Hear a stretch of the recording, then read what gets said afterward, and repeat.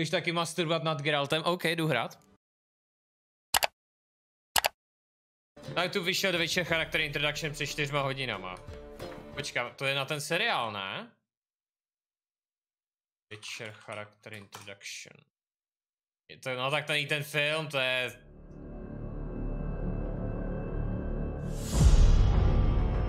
Tell me, Witcher. To je seriál. You don't believe in destiny? Tady ten herec se na toho Geralta fakt jako připravil, jednak to je prostě úplně brutální herec, protože hrál Supermana a tak a jednak prostě díval se na hlasy ze Zaklínače 3 Geralta, díval ještě. Na knihy se díval, strašně dobře se na tu roli připravil. Or the lesser evil. A má i britský přízvuk, což taky jako docela sedí. Na ten středověk.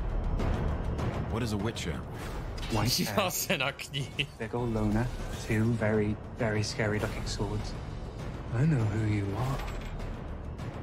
A Witcher is a mutant, and their trade in particular is monster hunting. The Butcher of Blaviken! You are almost universally hated by every species on the continent. It's unlikely you're going to have a cheery personality. But Geralt himself, despite the stony exterior, is actually quite good, but very capable of doing bad things. Geralt isn't simply a white knight. He isn't simply a harsh monster hunter. He's an incredible blend of the two. Vypadá strašně jak elf, ty vole. Kozy? Nebudou tam kozy, že ne? Jestli tam budou kozy. Kde jsou kozy?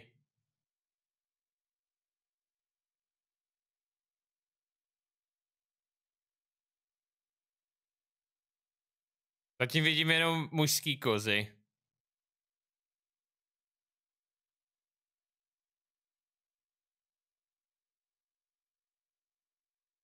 I'm actually scared teďka.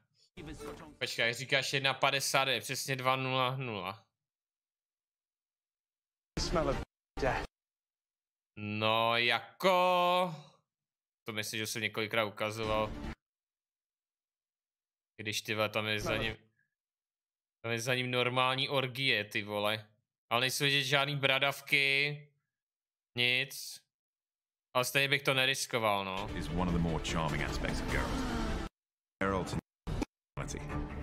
But Geralt himself, despite the stony exterior, is actually quite good, but very capable of doing bad things.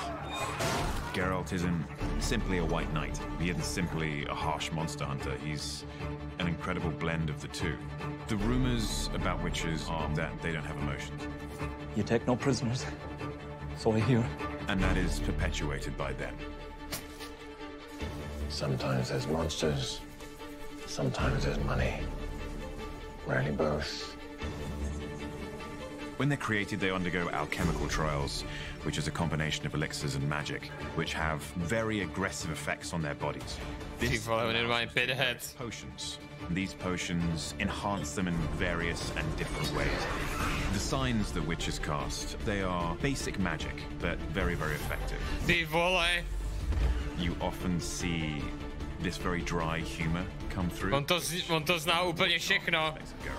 You smell of death. Dobrý, orgie. It's onion. Nejsou orgie. Right, yeah. Destiny is one of the major themes, which is a force which is controlling him and indeed the world around him. Geralt aggravates destiny. He doesn't believe in it. But it turns out there may be a little more to it.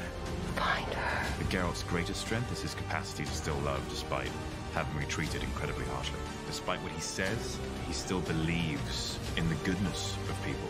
And you couple that with incredible sword skills, speed, agility, and endurance, then you have an interesting character. Tak on miluje větší hry, jo, no. Je to frajer, je to fakt frajer.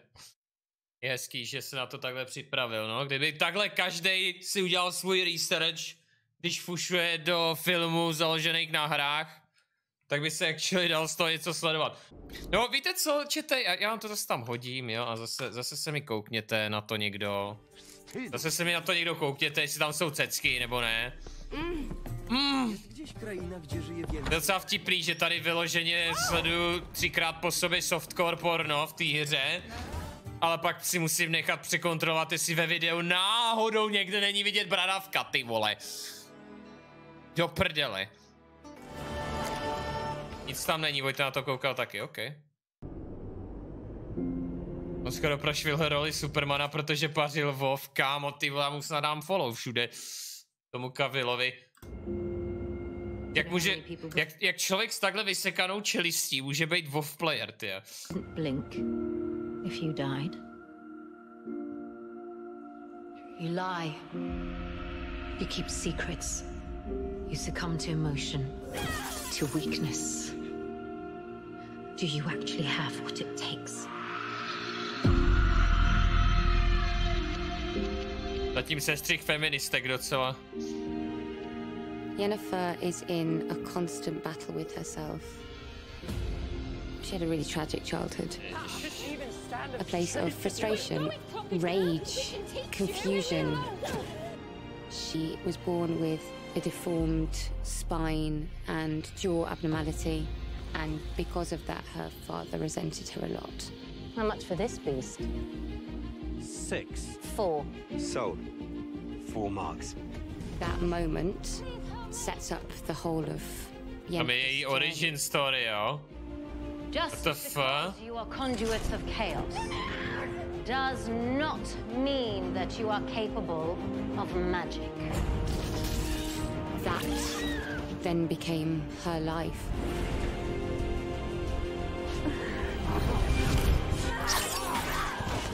Who's next? However, she is never satisfied, always striving for something else. She owns her sexuality and uses it to manipulate people and get what she wants. Jo, takové.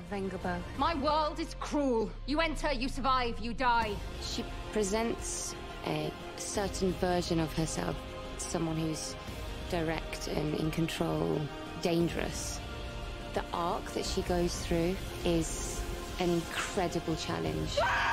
She longs for this connection, but that fear, that insecurity, feeds this chaos with this magic that makes her incredibly powerful.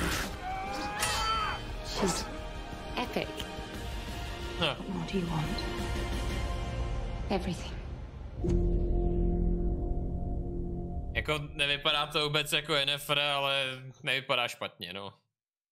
Vypadá to jako zajímavá postava. A když tam bude ten origin story, to se strašně líbí, když prostě nějaká postava začíná v úplných sračkách, tyjo. A ona prostě začne jako totální hodor a najednou z ní bude úplně sexy mágyni.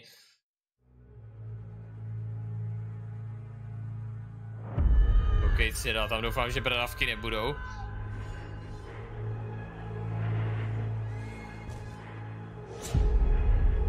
Nemůžeš to brát podle hry, no já vím, no.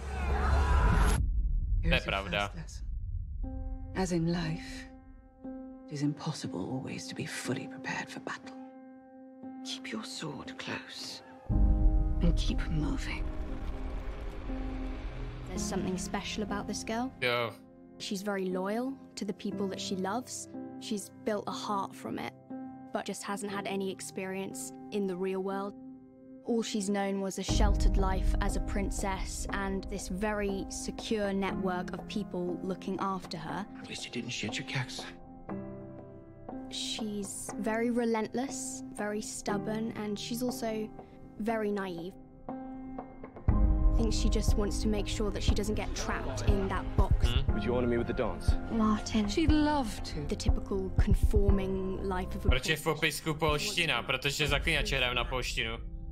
But she suddenly gets dropped in a very brutal world. People are after her, does become something very scary. I počka, oni Know when it's time to stop moving. Oni honí Nilfgaardiani nebo divoký hon? Asi Nilfgaardiani, co? A huge theme in The Witcher is the loss of family and the search for family. Find